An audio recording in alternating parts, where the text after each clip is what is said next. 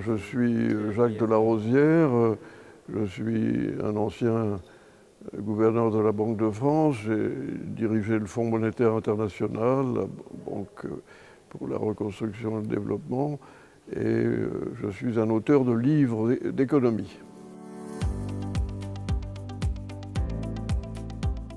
C'est une conférence qui porte sur la financiarisation extrême de notre système. Maintenant, depuis une vingtaine d'années, on emprunte systématiquement pour résoudre les problèmes de fond. Et donc l'endettement se développe d'une manière asymptotique. Et quand vous avez trop d'endettement dans un système, vous avez aussi plus de difficultés en cas de retournement de marché et de crise, c'est-à-dire des gens qui ne peuvent plus rembourser leurs dettes. Et nous sommes arrivés à une situation d'extrême fragilité du système financier de ce fait. Et donc je critique, si vous voulez, cette financiarisation extrême.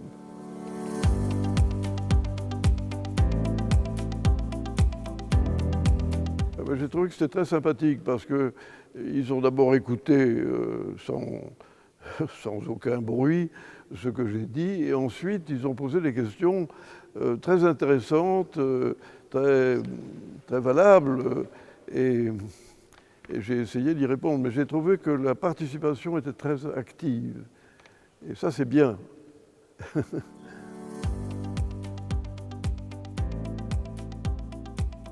Oui, je leur ai dit, il faut se méfier des vérités officielles, pas systématiquement, mais il faut garder un peu sa capacité de se poser des questions, de réfléchir. Et c'est ça l'intérêt de poursuivre des études. Parce que si on accepte tout sans l'ombre d'une question, on perd. Donc il faut à la fois, si vous voulez, être réceptif par rapport à ce qu'on vous enseigne et en même temps être capable de réfléchir et de se dire est-ce que c'est vraiment ça? Alors c'est ça un peu mon message. Il faut qu'on accepte d'avoir une pensée libre et non pas de toujours épouser la vérité officielle, le politiquement correct, l'espèce de soumission déraisonnable d'ailleurs à des vérités très contestables. Voilà.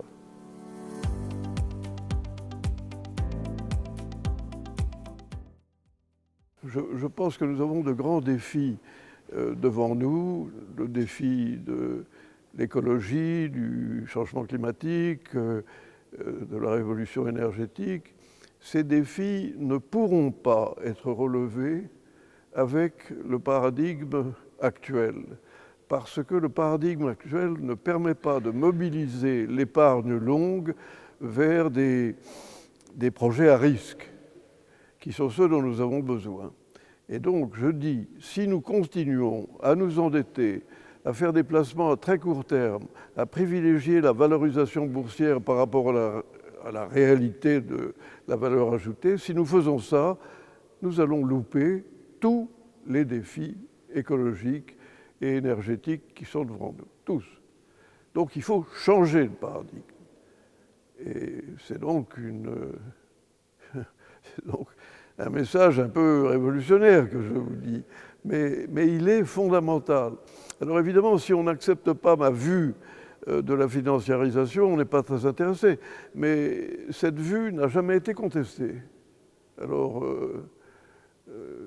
j'en tire quand même une certaine satisfaction.